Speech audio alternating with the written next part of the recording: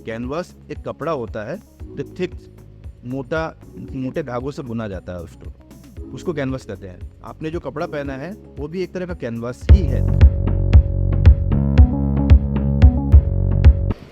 Sir नमस्कार। मेरे मन में कुछ जिज्ञासा है जो कि मैं आपसे पूछना चाहता हूँ।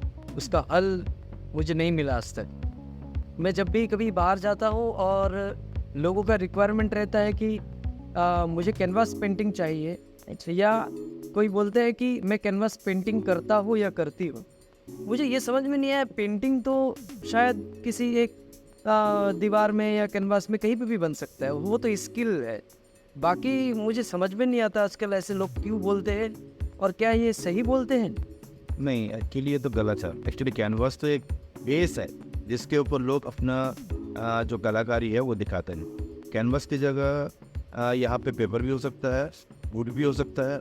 कैनवास क्या होता है, पहले तो लोगों को ये समझना बहुत ज़रूरी है। कैनवास एक कपड़ा होता है जो थिक मोटे धागों से बुना जाता है, उसको कैनवास कहते हैं। आपने जो कपड़ा पहना है वो भी एक तरह का कैनवास ही है, ठीक है।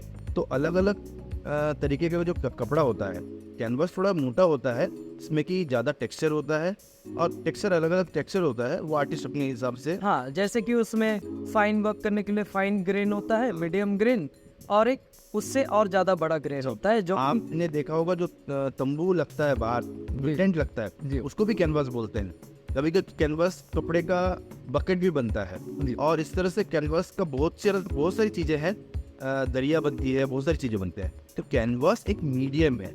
कैनवास की जगह आर्टिस्ट पेपर यूज़ कर सकता है, वुड यूज़ कर सकता है, इवन वो कोई भी मेटल यूज़ कर सकता है। तो कैनवास पेंटिंग बोलना सही नहीं होगा। पेंटिंग करते हैं, किसके ऊपर करते हैं? कैनवास के ऊपर करते हैं, ये बोलना ज़्यादा। और कैनवास बोल सकते हैं। हाँ, और फिर मैं लोगों के दर्शकों के जानकारी के लिए मैं एक बात कहना चाहूँगा कि जैसे कि मैं कॉलेज जब किया तो उस समय कैनवास रेडीमेड आता था, उसमें ना एक वाइट कोट चढ़ा हुआ आता था।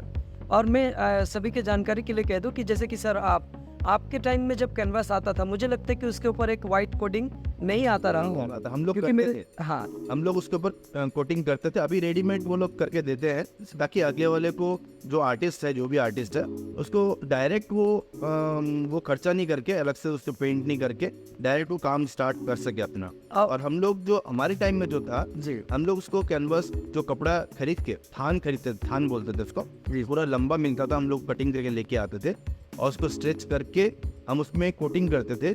टेक्सचर वाइट का हो या कोई भी कोटिंग हो, कोटिंग करने के बाद हम उस पर काम स्टार्ट करते थे, ताकि कलर जो है वो सोक ना कर ले, पूरा कपड़ा ऑयल सोक ना कर ले, इसलिए वो कोटिंग किया जाता है। और अभी वो रेडीमेड आता है ताकि आर्टिस्ट डायरेक्ट उसको कर सके, वो वाला झंझट ना रहे, एक्स्ट्रा उसको समय ना वेस्ट करना पड़े, टाइम वेस्ट ना करना पड़े, और एक्स्ट्रा खर्चा भी ना हो उसके लिए। तो वो लोग डायरेक्ट अपना काम स्टार्ट कर सकता है रेडीमेड। जैसे कि हम जानते हैं कि आवश्यकता ही एक नए आविष्कार का जननी होता है। तो मेरे कुछ दोस्त थे, फ्रेंड्स थे, और मैं भी, कि जब हमारे पास कैनवास खरीदने के लिए अमाउंट ज़्यादा नहीं रहता था, तो हम ना कपड़े के दुकान में जाके ना जो पैंट सिलवाने के लिए जो कॉटन का कपड़ा आता है, बिल्कुल मोटे ग्रेन वाले, तो कई बार हमने वो मोटे ग्रेन वाले कपड़े खरीदे हैं, और उसके ऊपर टेक्सचर वाइट करके सूखने के बाद फिर उस पे हमने बहुत मैंने अभी यही बात कहा है जी। आपने जो कपड़ा पहना है ना, तो वो भी कैनवास ही है। तो सस्ता में मार्किंग क्लॉथ एक बोलता है, तो रॉ मिलता है, उससे भी आप काम कर सकते हैं। एक तरह से जो कैनवास होता है वो मार्किंग का ही अपग्रेड वर्जन है। मोटे ग्रेन्स होता है उसमें, और मोटे धागे से बना होता है, इसलिए उसको कैनवास उसको ज़्यादा थिक होता है, और स्ट्रेच करने पर वो एक लिमिटेड अमाउंट में स्ट्रेच हो सकता है, और बहुत स्ट्रॉन्ग होता है, इसलिए हम लोग उसको यूज़ करते हैं। अदरवाइज आपने जो कपड़ा पहना है, आपने इवन जो आपका घर का जो टॉवल है, गमछा है, आप उसको भी एज अ कैनवास यूज कर सकते हैं। बिल्कुल, जैसे कि हम फैब्रिक कलर से फैब्रिक में भी पेंटिंग करते हैं, पर वो एक अलग पार्ट हो गया। पर जब हम पेंटिंग करते हैं, उसके ऊपर मोटा टेक्सचर लगाया जाता है कैनवास पे, वो पेंटिंग को हम अच्छे से मिक्स कर पाए, या एक पेंटिंग को प्रेजेंट करने का तरीका है, क्योंकि वो फैब्रिक या टेक्सटाइल के अंदर नहीं है, तब हम ऐसे करते हैं। और नेक्स्ट है, लोगों के मन में एक धारणा है कि शायद कैनवास में अगर हम पेंटिंग करते तो ही हम बड़ा आर्टिस्ट है, या जो पेंटिंग करते हुए कैनवास में वही बड़ा आर्टिस्ट है। लोगों के मन में ये जो बहुत गलत धारणा है, इसको समझाना बहुत ज़रूरी है। तो सर मैं आपसे चाहूँगा कि आप एक मैसेज दें ताकि लोग समझ पाए कि कैनवास से हटके भी बहुत सारे मीडियम होते हैं, और क्या मीडियम है आप हमें बताएं। एक्चुअली बात ये, मैं लोगों को दोष नहीं देता हूँ ना। एक्चुअली जब हम सीखते हैं ना, कोई भी चीज़ सीखते हैं, हमको प्रॉपर अगर गाइडेंस मिले तो हम सही डायरेक्शन में जा सकते हैं।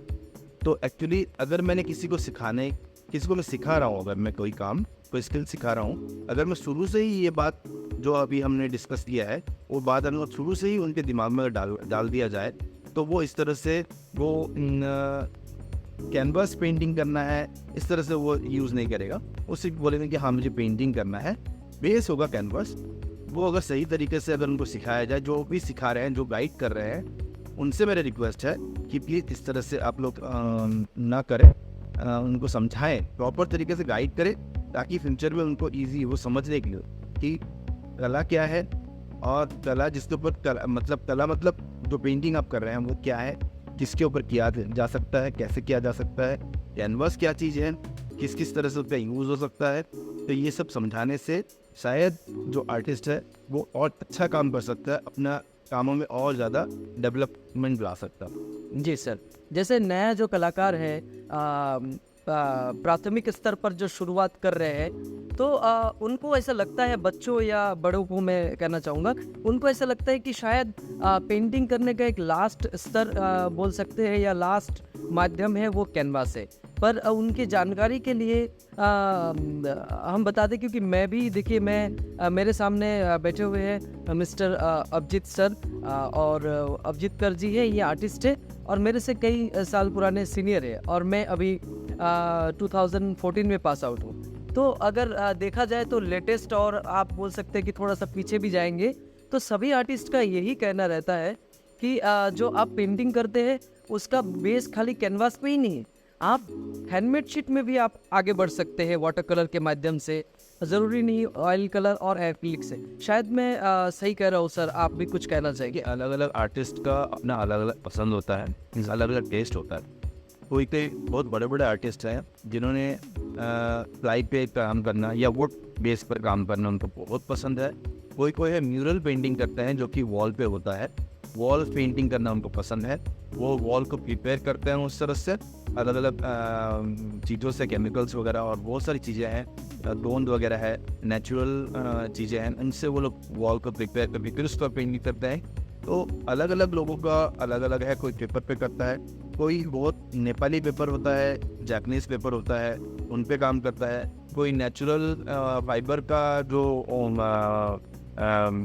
बनता है जिससे पेपर, उस पर कोई काम करना बहुत किसी को पसंद है, किसी को सिर्फ कैनवस पे पसंद है। तो अलग अलग लोगों का अलग अलग टेस्ट है, अलग अलग अब डिमांड पर भी है कि आपका रिक्वायरमेंट क्या है या पब्लिक का रिक्वायरमेंट क्या है। मुझे ये सारे ये एक कमर्शियल पर्पस हो गया, बट अगर आर्टिस्ट की कहे तो आप अपने मुताबिक वाटर कलर कर सकते हैं, हैंडमेड शीट में काम कर सकते हैं, दीवार पे काम कर सकते हैं, कहीं पे भी आप काम कर सकते हैं। ज़रूरी नहीं कि आप आर्टिस्ट है तो कैनवास में ही काम करना पड़ेगा। ये जो मिथ है इसको समझना पड़ेगा आपको। और जानकारी के लिए बहुत बहुत शुक्रिया आपका। मैं हूँ अनुपम विश्वास, MFA इन खड़गपुर यूनिवर्सिटी, और आप बात कर रहे हैं जानकारी ले पा रहे हैं जिन सर से, अभिजीत सर है शांति निकेतन से कोलकाता। थैंक यू, नमस्कार।